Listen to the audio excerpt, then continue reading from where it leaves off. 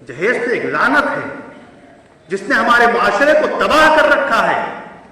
اور اس کی لعنت اتنی بڑھ چکی ہے کہ آج کتنی ہماری سماج کی ہماری بہن بیٹیاں ہیں جو بیٹھی ہوئی ہیں اور ان کے باپوں کے پاس جہیز کا انتظام نہیں ہے، جس کی وجہ سے ان کی شادیاں نہیں ہو رہی ہیں، اور شادیاں نہ ہونے کے نتیجے میں کتنی بچیاں ہماری ایسی ہیں جو باغیرت ہوتی ہیں، شرم والی ہوتی ہیں، اور ان سے اپنے باپ کی پریشانی نہیں دیکھی جاتی، اپنی باپ کی بے چینی نہیں دیکھی جاتی، اور اس بے چینی کو نہ دیکھنے کے نتیجے میں وہ خودکشی کر لیتی ہے کہ میرا باپ میری وجہ سے پریشان ہے، میرا باپ رات میں سوتا نہیں ہے، کیوں؟ اس لیے مجھے میری شادی کرنی ہے، میرے لیے اس جہیز کا انتظام نہیں کر پا رہا ہے، میں تو اپنے باپ کی مصیبت بن گئی۔ وہ بچی بغیرت بچی وہ مجبور ہو کر کے خودکشی کر لیتی ہے، اور کتنی ایسی بچیاں ہیں وقت پر جب ان کی شادی نہیں ہوتی تو غلط راستہ اختیار کر لیتی ہیں، گناہ کے راستے پہ پڑ جاتی ہیں، اور پھر شیطان ان کو بھٹکاتا ہے اور کہاں لے جا کر کے ان کو پھینک دیتا ہے ہمیں آپ کو خبر نہیں ہوتی۔ کہ نتیجہ ہے اسی چیز کا کہ ہم نے شادیوں کو مشکل بنا دیا، شادیاں آج قیامت ہو گئی ہیں۔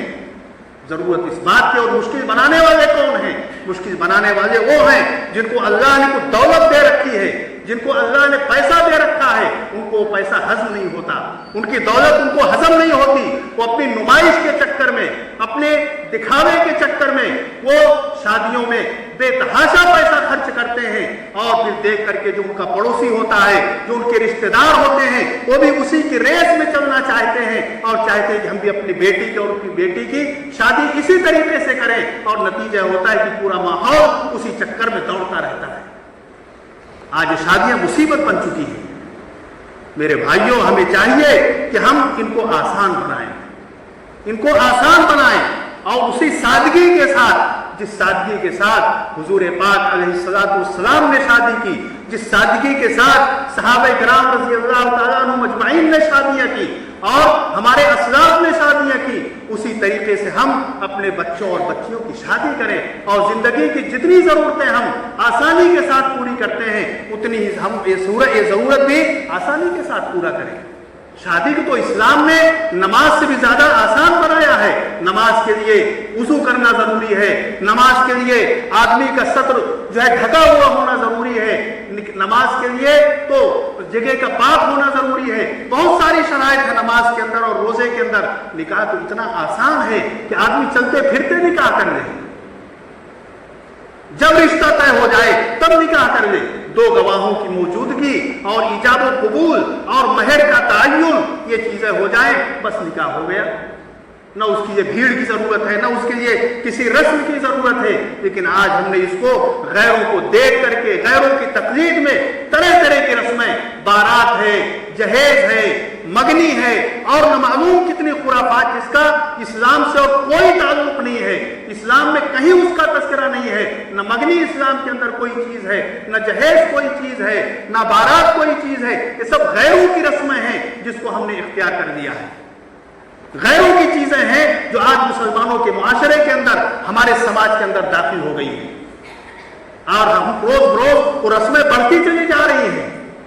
شادیاں مہنگی ہوتی چلی جا رہی ہیں، اور اس کے نتیجے میں برائیاں عام ہوتی جا رہی ہیں۔ تو ہم اس چیز کا لحاظ رکھیں، اور وہ شادی جس کو اللہ رب العزت نے عبادت قرار دیا ہے، ہم اس کو عبادت ہی رہنے دیں۔ حضور نے ارشاد فرمایا، ان من اعظم النکاح برکتن ایسرہ مؤونۃ، کہ سب سے بابرکت نکاح وہ ہے جس کے اندر سب سے کم خرچ ہو، سب سے کم بوجھ پڑے، وہ نکاح سب سے زیادہ بابرکت ہے۔ اللہ کے نبی یہ چیز فرما رہے ہیں۔ آج کتنی شادیاں ہوتی ہیں، لیکن شادیاں ہونے کے چند دنوں کے بعد، چند مہینوں کے بعد وہ رشتے ٹوٹ جاتے ہیں، بلکہ کتنے ایسے شادیاں ہوتی ہیں جس کے اندر بے تحاشا پیسے خرچ کیے جاتے ہیں، سینکڑوں گاڑیاں بارات کے اندر جاتی ہیں، لاکھوں کا جہیز آتا ہے، لیکن اس کے بعد دیکھیے پتہ چلتا ہے 2 دن کے بعد، 1 مہینے کے بعد وہ رشتہ ختم ہو گیا۔ وجہ کیا ہے اس کی؟ وجہ اس کی یہی ہے کہ اس شادی کے اندر اللہ کی برکت نہیں ہے، اس شادی پر اللہ کا غضب نازل ہوا، اللہ کا قہر نازل ہوا اس شادی پر، اس لیے کہ اس شادی کے اندر خدا کے حکموں کو توڑا گیا، اللہ کے رسول کی سنتوں کا مذاق اڑایا گیا، نہ معلوم کتنے دلوں کو توڑا گیا، وہ غریب بچے، وہ غریب بچیاں، وہ غریب ماں باپ جو جن کے پڑوس میں یہ شادی اور یہ بارات نکلی، ان باپوں کے دلوں پر جن کی بیٹیاں بیٹھی ہوئی ہیں، ان پہ دل پہ کیا گزرتی ہوگی؟ میری بیٹی کی بھی شادی کرنی ہے لیکن میرے پاس 50,000 روپے نہیں ہیں کہ میں اپنی بیٹی کی شادی کر سکوں۔ جب وہ دیکھتا ہے کہ سینکڑوں گاڑیاں جا رہی ہیں تو اس کے دل سے آہ جو نکلتی ہے وہ آہ ضائع نہیں جاتی، وہ خدا کے ہاں پہنچ کے رہتی ہے اور عرش الہی کو ہلا دیتی ہے۔ ایسے رشتے چل نہیں سکتے، اور نہ ایسے رشتے چلتے ہیں، بس سکونی پیدا ہو جاتی ہے، وہ گھر جہنم بن جاتا ہے جہاں پر اس طریقے سے شادیاں کی جاتی ہیں۔ یہ کوئی معمولی بات نہیں ہے، ہم لوگ اس کی حقیقت پر غور نہیں کرتے۔ یہ چیز پیدا کہاں سے ہوئی؟ اتنا بہترین رشتہ ہوا، اتنے بڑے لوگ، لیکن رشتہ خراب ہو گیا۔ میرے بھائیوں، وجہ اس کی یہی ہے کہ اس رشتے میں اللہ کی رحمت، اللہ کی برکت نہیں شامل تھی۔ سب کچھ کیا گیا لیکن خدا کے حکموں کو پامال کر کے اللہ کے بندوں کے دلوں کو توڑا گیا، اللہ کے نبی کی سنتوں کا مذاق اڑایا گیا۔ خدا نے کہہ دیا کہ اس رشتے کو میں قائم نہیں رہنے دوں گا، سارے طریقے تم اختیار کر لو، کروڑوں روپے تم خرچ کر لو، دعائیں اور تعویذیں تم لکھوا کر کے لاؤ آپس میں محبت کے لیے، لیکن میں دلوں کو جوڑنے نہیں دوں گا۔ دلوں کا جوڑنا اللہ کا کام ہے، بندوں کا کام نہیں دلوں کا جوڑنا۔ تو میرے بھائیوں، ہم ان چیزوں کو ذہن کے اندر رکھیں۔ ہم غیروں کی طرح